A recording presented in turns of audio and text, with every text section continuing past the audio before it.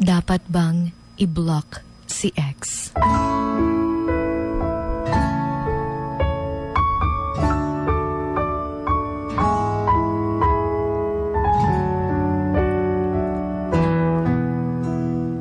Ang pag-block, unfriend, o unfollow sa isang tao ay hindi nangangahulugang you are immature, natalunan ka, na hindi ka pa naka-move on, na hinahabol mo pa siya. It is called self-respect. Sometimes, kailangan nating gawin yung mga bagay na yun for our inner peace. For us to grow as well, we need to cut connections with them, lalo na't alam nating hindi na healthy. Dahil the more na makikita mo sila, the more kang masasaktan. Especially if nasa healing stage ka pa lang. Iba-iba tayo ng ways of moving on. And if nakikita mong blocking them or even removing them from your life would be the best way, then do it.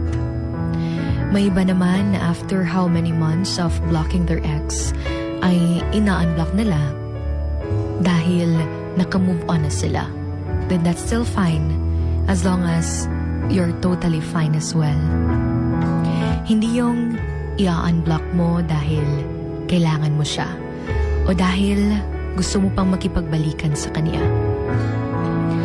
At kapag na-block mo na siya, huwag mo na siyang i-stalk using other accounts para lang makita mo kung kumusta na kaya siya, kung okay pa ba siya, kung okay na ba siya, kung may bago na ba siyang kasama, because it will never help you. At huwag na huwag maging bitter kapag nalaman mong may bago na siya, samantalang ikaw nasa process of moving on pa. Iba't iba tayo ng gusto. Iba't iba tayo ng paraan kung paano. You don't have to compete para lang sabihin niyang okay ka na. Because the moment that you decided na bitawan na siya, okay ka na sa panahong yun dahil nakalaya ka na. And that's a hard decision. But remember to never decide something if alam mong hindi ka pa fully healed. Dahil may iba na akala nila na okay na sila dahil hindi na nila naiisip yung ex nila. Kaya they decided na i-unblock ito. Pero pagkakita nila sa updates nito sa social media na may kasama ng bago, bigla silang nasaktan lalo.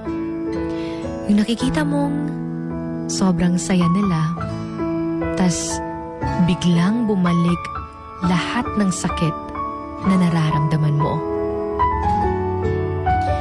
And remember na hindi mo kailangang magmahal ng iba para lang makalimutan siya.